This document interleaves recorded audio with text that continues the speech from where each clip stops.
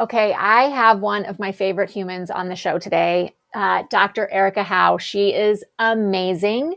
And she is somebody that I consider a dear friend. She has been there for me in dire times when I lost my house in the tornado. She was one of the first people that reached out to me and set up a whole thing to raise capital and funds for me and things for me right away, which we needed. And that's just an example of somebody who is always thinking of others. And the thing that I love about Erica is I cannot talk to her for several months and then text her when I need her, and she's there for me.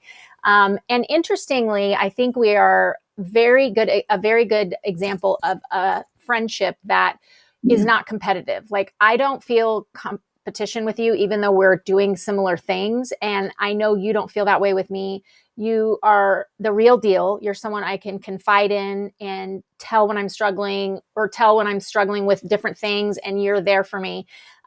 You're such an amazing human. You put on amazing conferences for women physicians. You've helped so many women in healthcare really find connection. And so when I wanted to talk about the power of women gathering today, I instantly thought of you. So welcome to the show. And I know you've been on before, but thank you for coming back. Thank you so much. And thank you for that intro. You are so sweet. You're absolutely right. I mean, I feel like we can go kind of months without talking and just running through our busy lives. And then we kind of just jump back into a conversation again and connect again. And it's very easy and seamless. And I think a good part of that too is, you're right. We don't feel in competition with each other.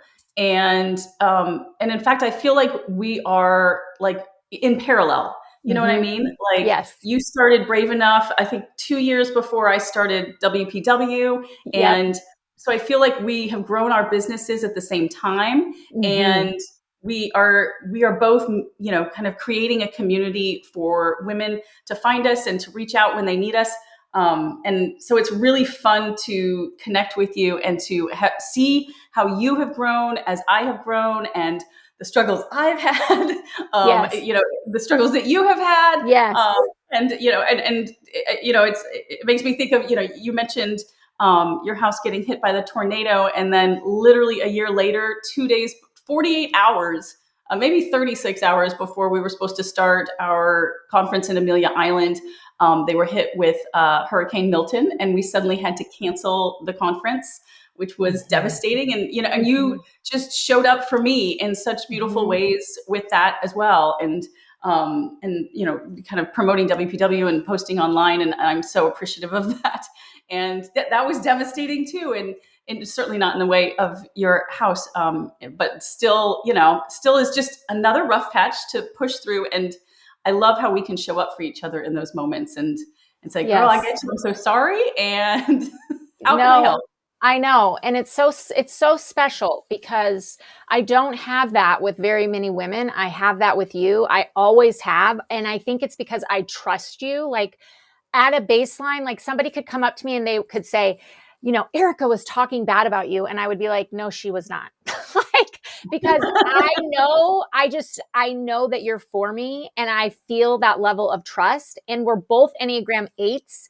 And so we both really value trust and honesty and transparency. And I have had that with you from day one. And you are, you're doing so many courageous things. It's so stressful to I put on one conference a year and one small retreat a year. And I don't know how you do 4. Like, I just look at you and I'm like, because every single conference, I don't think most people understand this.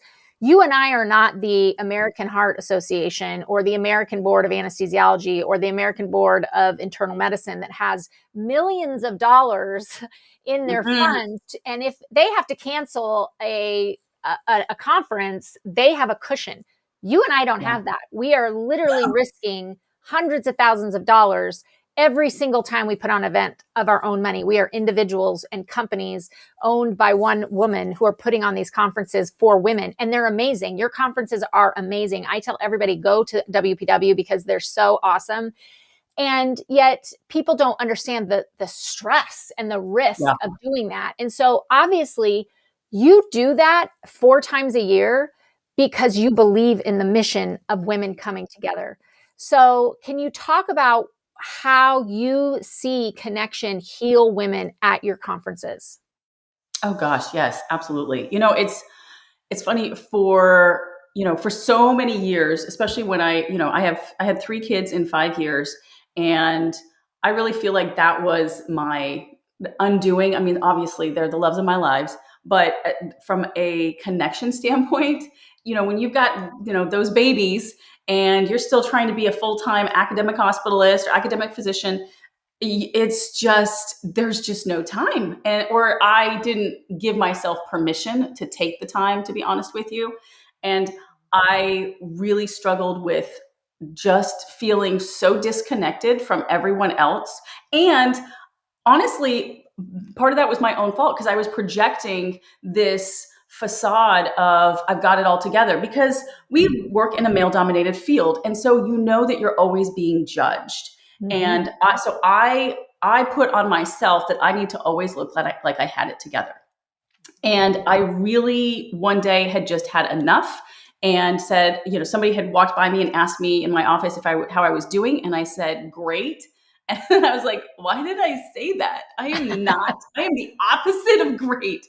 And in that moment, after years of this, I just decided I was going to be honest and vulnerable moving forward. When someone asked me how I was doing, I was actually going to tell them how I was doing. And in doing that, I actually started to have conversations with other women physicians that were honest and vulnerable. And in doing that, that honesty and vulnerability was what allowed me to start to connect with other women again after so many years. And I feel like that's the benefit of each of our conferences, is that it is a safe space away from work, away from the kids, away from our busy lives, where we really get to just connect with other women. And at WPW we have assigned seating, so you're going to meet some new people and you don't have to worry about where to sit, and is there like a clique that's hanging out at one table and they all know each other and you don't know anyone. So you can really start to open up with other women and feel this sense of community, where like, oh gosh, you know what, we're going to share some stories and have some discussions around some of the topics that we talk about at WPW. But as we do that, I tell people, in my intro often, hey, yeah, you're going to learn amazing things from the speakers on this stage, and you're going to learn just as much from the other women that are sitting at those tables with you. And I know you don't know them now, but you're going to get to know them, and you're going to start to realize that we all struggle with the same issues at different points in our lives, and we all have different strategies to cope with them. And you can learn so much from being honest and vulnerable with those other women and really starting to try to make a connection. And I think that is the power of the Women Physicians Conference, Women Physicians Wellness Conference, and Brave Enough, is that it creates that space that we don't give ourselves permission to have many times otherwise on a daily basis. I cannot agree with you more. And I love what you said about being a safe space. And I think what is so unique about our conferences is that we set that stage. We set that space from the stage in the first 3 minutes. Yes. I've been to several of your conferences and I've seen you get up and say, look, this is a safe place. And you share your vulnerabilities. I do the same thing at Brave Enough. I get up and I share my vulnerabilities. And I think that's so important. I don't want to stand up on stage and act like I have it all together and I'm this super successful woman, physician, entrepreneur, because the truth of the matter is I am a hot mess myself at times. And I want women sitting in the audience, I want them to know that like I am with them and this is a safe place to share. And I'm curious because I think that what I find at the Brave Enough conference, which is so unique, and I know that this happens at WPW because I've seen it, I think that it's almost easier to come to a conference. It's just the hardest part is getting there, right? Like we have to convince women to take the time to get there. But once they're there, I find so many of them say, I found myself sharing with a total stranger things that I'm going through that I could never share with one of my partners at work. Because the truth is that we often don't want to take those walls down at work because maybe we think this person's going to think less of us, or they're going to hold this over us, or they're not, or they're going to judge us, or they're going to be looking at us funky but you're at a conference where it's a safe place. It's been told that the stage has been set from the first minute, and you find yourself talking to strangers almost easier about what you're going through. And the opposite of that is also true, because the feedback you're getting is totally objective because they don't know you, right? They don't have an underlying, like, oh, I'm going to say this or that. And so they can be so objective for you to receive that feedback. Can you talk a little bit about that? Do you see that at WPW? Yes, 1,000 times over. Yes. I love, and that's one of my favorite things, because usually people will come in, and I'm very strategic, and I know you are too, about the things that we do at WPW. So for many years, I taught a faculty development course on clinical teaching skills. And in doing that, I learned a lot of the studies around medical education and how adult learners learn. And one of the ways in which they learn best is when they feel like it's a safe space, when they can be honest and vulnerable, and then when when you put your information or your strategy around a story, and so that requires honesty and vulnerability, right? And so it's so funny. Like, one of the things we do, as you know, is that assigned seating, and people are usually pretty hesitant. They're like, "Oh, like I came here with a girlfriend," or like, that feels a little weird to me. I just want to decide where I sit, and I don't like to be up front. I want to sit in the back, things like that. But it's incredible how quickly they adjust to that. And I will get it in the feedback all the time. Like, oh my gosh, like, this was so amazing. Like, I love how strategic you were with this, because even though I was resistant in the beginning, I met all of these new women that I would never have, naturally connected with, or I think I wouldn't have naturally connected with, because they're not from my part of the country, or they may have a different background than me, or they're a different field and specialty. And yet it's those women that are coming from a completely different perspective, and they can be completely objective, right? They, like you said, they have no agenda. They're not here to, they don't feel like no one feels like they're in competition with anyone else at WPW. Nobody feels like, we're gunning for the same promotion or anything like that, right? And because of that, you can really see the connections taking place and the relationships getting built. I tell people on day one, I'm like, hey, don't network here. This isn't a networking event. Your networking event is your academic conference. This is where you're going to build relationships and connections with each other. Yes. It's a completely different, I tell people all the time, like, we're the anti-conference, like, I want you to do all the things you don't do at your academic, conferences. Yeah. Yes. But like, it really opens the door for women to share with each other in a way that, you're right, they may not feel like they can, whether that's true or not, they may not feel like they can in the setting of their clinical worlds, right? Gosh, am I going to be judged for this? Is this person a safe person for me to share with? Can I trust them to not share this with anybody else? Even if I feel like I can trust them, maybe they'll slip and share it with somebody else. So it's just a wonderful, safe space that I think both of us have created for women to really step out.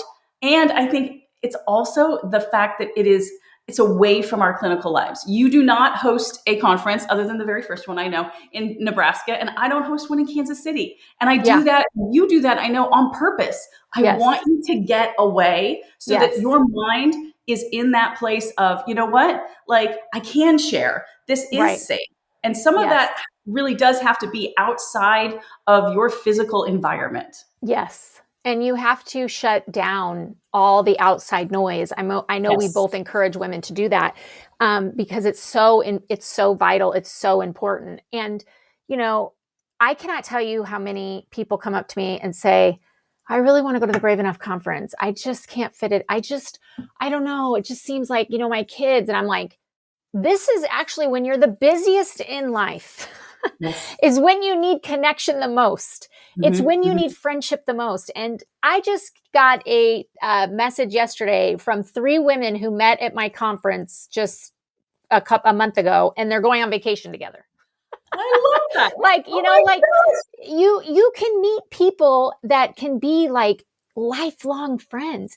Yes. You can meet people that maybe you don't vacation with, but you text every other few days, or it's your battle buddy, just that deep connection, like not networking, but deep connection.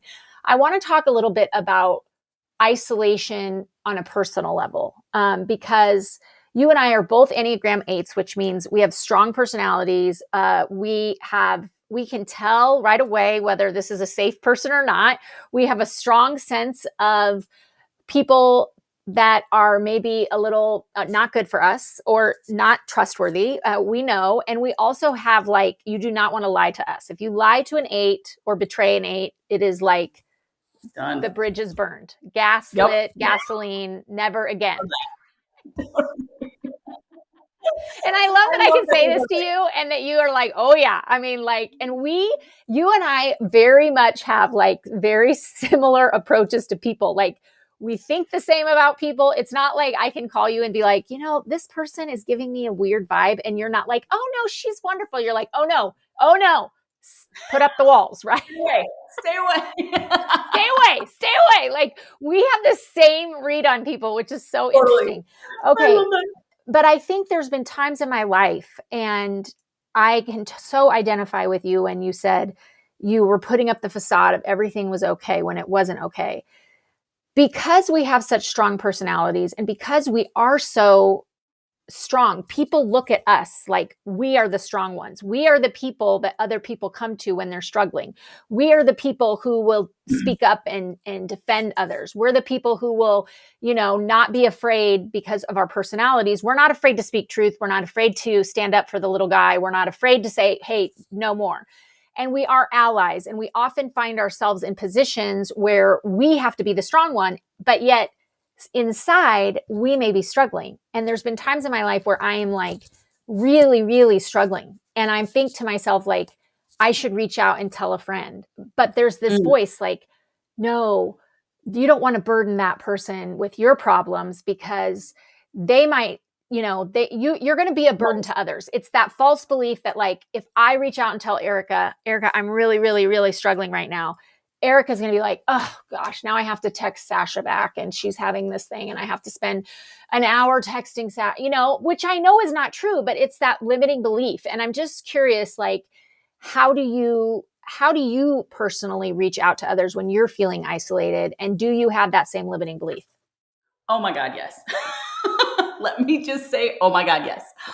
It's so funny too, because I love all of the work that you do around Enneagrams too. And you are the person that I learned Enneagrams from.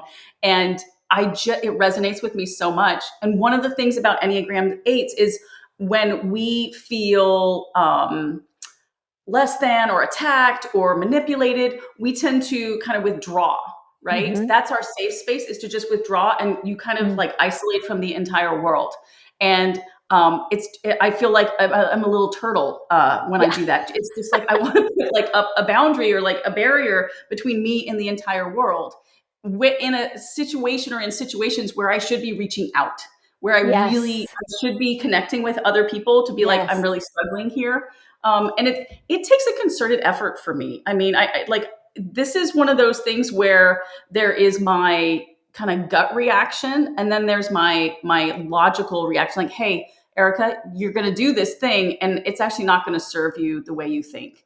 And so I really have to be cognizant about that and strategic and say, okay, who do I feel like I trust the most? Who do I feel like I can really, like, I'm going to share this, and I'm really going to, like, I'm not going to feel like I'm a burden. Or even if I'm going to feel like a burden, like, do I really, okay, that's fine that you're going to feel like that. Is that really true? Has there been any evidence? So I really have to, like, pick it apart in my brain, as opposed to that intuition or that initial gut reaction of like, no, I'm going to be, everyone hates me. I'm going to be a burden. Like, I don't want to bother anybody. So I really have to step into, okay, you know what? I have no data that supports that. Every time I've reached out to Sasha, she has been nothing but open and kind and supportive. So why do I think that she wouldn't want to hear from me if I was struggling? Right? Like, and then I have to basically, I have to take that step and say, this feels uncomfortable. This doesn't feel like the thing that I naturally want to do right now, and I need to do it anyway. And really just starting that conversation, because I got to tell you, like, 1,000 times over, I have done it and felt weird and uncomfortable, and then been met with so much compassion and love and connection from it, and community, and the kind of community that continues on, like, where 3 weeks later someone's checking in on you and like, hey girl, hey, like, Yeah. how are you, what's going Yes. on?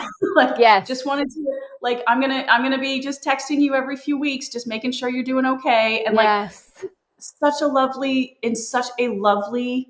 lovely way. I mean, in ways that I never expected. I went through the breast cancer diagnosis and all of that. And that was one way in which I felt like I needed to share it with, everyone, because we do have these communities that follow us, on social media and such. And I have my WPW community, but I didn't expect anything from anyone. And that was a moment where I thought, okay, like, going back to my turtle phase here, and just going to kind of lock in.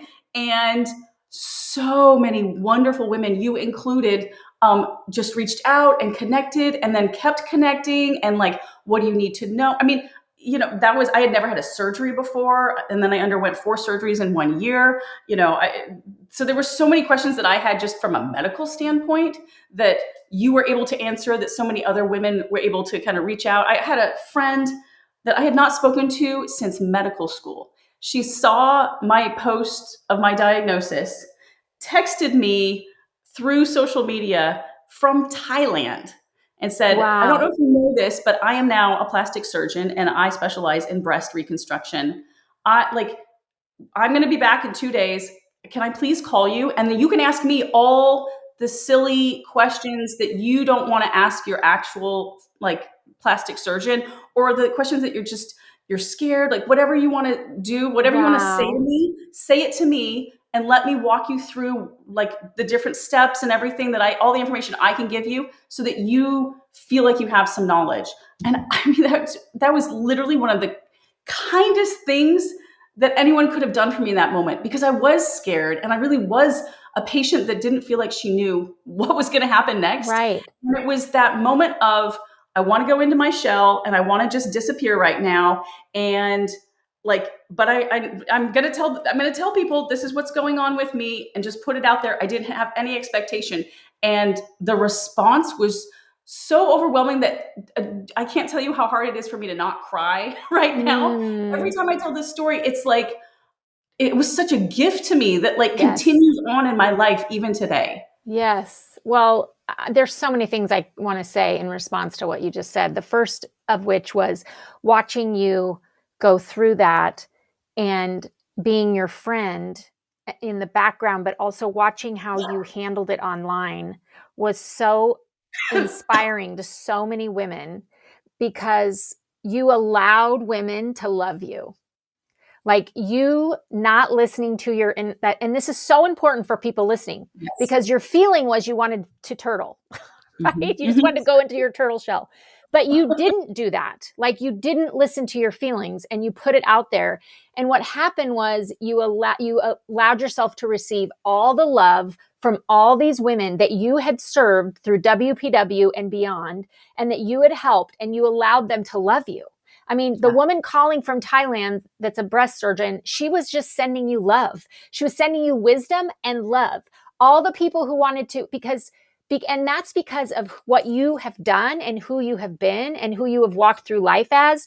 And the fact that you kept going and you kept putting on these conferences. I mean, I remember being worried about you. I remember being like, you need to stop doing, like, texting. Like, I was the friend that was like, do not do that, and you were like, okay, someone's going to help me, and I mean, but you were so strong and resilient. And I loved watching all the love that you allowed to come back to you by not listening to the feeling you had of like, I need to just hibernate and withdraw.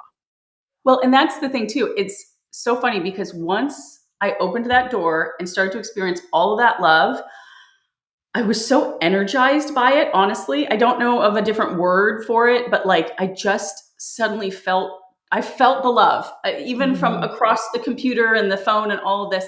Like, I just felt so much love that I remember thinking, so my mastectomy was 1 month and 1 day before I was supposed to leave for Grand Cayman. I mean, obviously, like, we don't schedule our illnesses as we've talked about, right? Yes. Like, Right. and I remember everyone reaching out like, are you going to be okay? Like, you can't run a conference. And Right. I remember planning, like, there could be, if I need it, there'll be a wheelchair there. Like, I remember talking to our friend, AK, 2 weeks before, and I'm like, I don't think I can get on stage and give a talk. Like, I need you to fill in and like give the intro.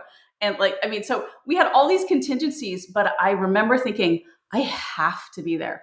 Not from a conference standpoint. I was like, I don't have to be there. Like, we have enough people that support us that someone else could step in that moment. But I was like, this is you needed to be there for you. Yeah, I needed to be there for like my soul. I was like, I feel so much love from these people.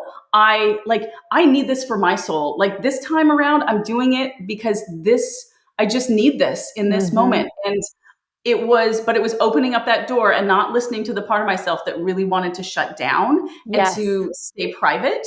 But in opening that door and being vulnerable and being honest with what was going on in my life and kind of the shitty part of my life, it opens the door for so much love and so much connection that, I mean, continues to this day. I mean, I have friends that reached out on social media that we were just kind of Facebook friends, or and they said, hey, like, I've been through this too. Let me give you advice. I'm going to send you a wedge pillow. I'm going to send you this. Like, just so much beauty. Like, even just cards. Like, it all meant so much. And that started a relationship that continues to this day. Like you mentioned, the women that met at Brave Enough, and now they're continuing to connect. I had a table number 6 at WPW Island, created a WhatsApp group, and now they text every day. I mean, I love that. I love it. It's amazing the connections that can happen if we allow ourselves to be open and vulnerable and honest, and to not hide the not so pretty parts, right? Right. Like, okay. And I want to talk, this is so important for if you're listening to what she just said, if you make yourself vulnerable, if you put yourself out there, if you sign up for the conference, if you go up to that friend and say, hey, can I have coffee with you? You have to take the initiative. And so many women I coach and I are in my classes and groups, they're so afraid to take that initiative because this is the number one thing they tell me. Sometimes it's not time and busyness. It's, I've been hurt before by another woman. Okay. Can we just talk about that we have to talk about this, because yes, we have all been hurt by other women. Yes, someone has been our friend and maybe they didn't hold our confidence in check. Maybe they said something. Maybe we felt judgment. Maybe we just lost touch. It wasn't like a meaning it didn't mean to happen, but we just fell out of touch with someone. Maybe we reached out to a friend who was going through something and we didn't know that, and they ignored us and we felt hurt. There's so many different ways that we can hurt each other as women. And I hear this over and over, like, well, I want to put myself out there, but this woman hurt me. And I always say, so, and right? Like, it's kind of like dating. Like, at some point you have to keep putting yourself out there, even if you've been hurt, if you want to have a partner. Like, you don't let that last person that hurt you affect your next great relationship. It's the same with friendship. But I think women have this kind of belief that, like, we should always be friends with this person for the rest of our life. And if we're not friends if that person hurt us, we're not good at friendship. So can you talk to that a little bit? Yes. Oh my gosh. I love this so much. So I have two thoughts that come to my mind when you're saying this. The first is that there are seasons for everyone in our lives. And there can be friends that are in your life for your entire life. And there can be friends that come into your life for a certain amount of time. And then there's a season where maybe you aren't as close, or maybe you're not friends at all. And they leave, and that's okay. They serve the purpose in that moment for whatever you needed and what they needed. And then you drift apart, and that's okay too. There's nothing totally wrong. There's nothing wrong with that. And no one has failed anyone by drifting apart, because sometimes that's also what you need. You need to introduce and find new people in your life. So I love that so much. I really think that also, when you're sharing with other people, you're absolutely right. It's like the dating scene, right? Like, just because you had a and it's not even a failed relationship, right? You didn't connect. That's okay. Like, you didn't fail anything. You just didn't connect in the way that you needed to in that moment, right? Yes. Like, so when you're looking for someone to connect with, one of the things that I find really handy and really helpful as a strategy is to, as you're connecting with them, as you're sharing and giving them those pieces of information about you, those struggles that you're going through, and maybe not in that moment, but over a period of time, I want you to pay attention to, are they giving you the same thing back? Are they sharing their vulnerabilities with you as well? Because that is, I think, the key to a Yes. really connected relationship. Yes. If you're concerned about, gosh, this is, I've been hurt by other women friendships before, so maybe I'm being judged right now, maybe this isn't a safe space, pay attention to that. If they're sharing Yes. equally to what you're sharing, then they're trying to make those same connections with you. I think that's a really Yes. valuable way to evaluate the relationship and make sure that, like, you're not being manipulated, you're not being taken advantage of. Oh, I love that. Yeah. So kind of looking to see, like, is this person as vulnerable with me as I am with them? And I think it's also important to, I don't remember where I read this, or who said it, but I read a book once about that. There's like friendships are like a tree, and you have like the root friends that are like there for you. Maybe you don't, these are like your high school, grade school, college friends who you don't live around, you don't see all the time, but like they're like deep rooted, like they know the stuff, right? And they're not going to leave you, but they also aren't there for you on the daily, right? And then you have the trunk, like these are like people that you're with every day, that you see all the time. And then you have the branches, right? And when the leaves are like, when the tornado comes or the wind comes, those people fly away, right? They don't stick around, but they were there for a season, and sometimes we confuse these friends, but like the tree trunk and the root friends are the people that should be vulnerable back and forth with you, right? And and it shouldn't feel hard, And also, I think at the same time, we have to give grace to the friends that are in our life every day. Because, like, for example, I have a work bestie, and I mean, I say work bestie, but she's really one of my best friends because she sees the good and the bad. Like, she sees me in the morning when I'm like, I can't talk to anybody right now, I'm so angry, right? She gets that. My college friends don't get that. Like, they don't get that, Sasha. They don't have to put up with that, Sasha. So, like, we have to understand also there's different seasons of friendship. And like, you are one of those friends that I can call. I mean, we got on this call this morning, and I said, I didn't even ask you how you were. I was like, hi, I have a problem. I just like spewed out the problem. The first thing I said was, oh, we're wearing pink, I have a problem. And you were like, okay, tell me. And I blurted out the problem. And then you said, you normalized my problem. You made me feel okay about my problem. You told me you have had the same problem. And like, it's funny because, like, I didn't even say, how are you? But I know that you're a safe person for me. Like, you're one of those tree trunk root friends who I can reach out to and be like, oh my gosh, I have this problem and I'm really in the pit, and I don't have to be like the polished Sasha with you. And No. I love that. I love everything you said. You said so many good things today. And if you're listening and you haven't checked out WPW, you must check out WPW. It's amazing. Tell our listeners where they can find out about it. Oh, absolutely. Thank you so much. Okay. And I just have to add to one small addition to what you said, because I love it so much. The whole tree analogy is perfection. And I've gone through this with my daughter too, like sharing, hey, like, she, for a period of time, was looking for that one friend who was like her soulmate forever, and she was Yes. never going to not be friends with, and who fulfilled all of her needs All the as buckets. far Yeah. as a friend.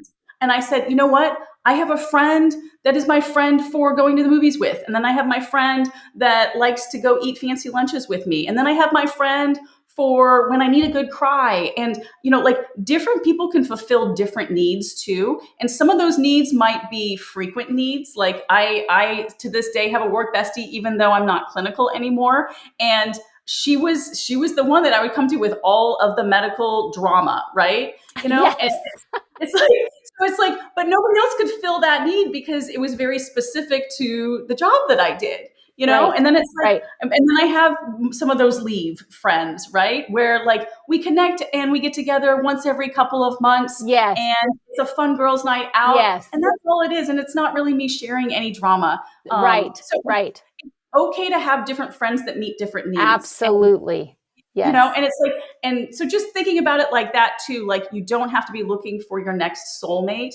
You have to be thinking, gosh, this person is really great for this thing that is a void in me that I need filled right now. And recognize Yes. that, like all your relationships can look different. It doesn't have to be, as deep as, the one soulmate for the rest of your life. Yes. So Yes. I love that. I love Okay, that. I love that. And I definitely have similar friends. Like I have the friend who I'm like, when I call her up, she's like, who do we need to take down?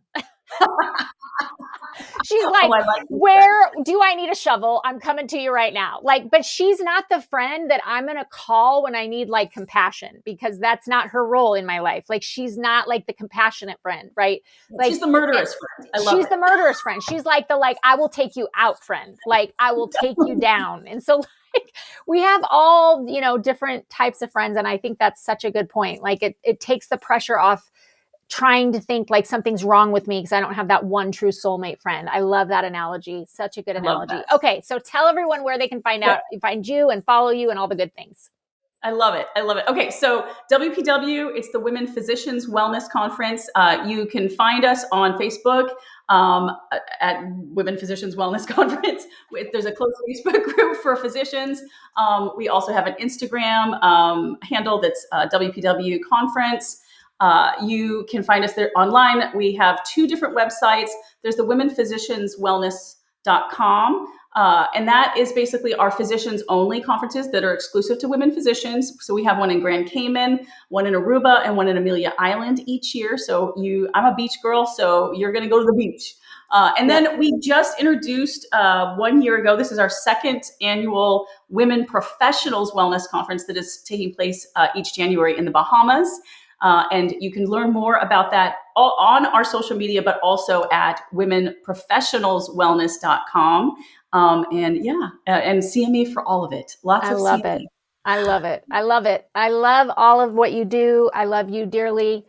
I'm so thankful for you. I think you're one of the top women in this space, and not just, I have such respect for you as a businesswoman, but just deep respect for how you live your life and how you help all these other women live theirs. And I know that I can reach out to you anytime, and it means the world to me. Thank you for coming on the show and sharing all your pearls. And I hope if you're listening, you understand today that you have to reach out to receive. You have to be vulnerable to actually receive.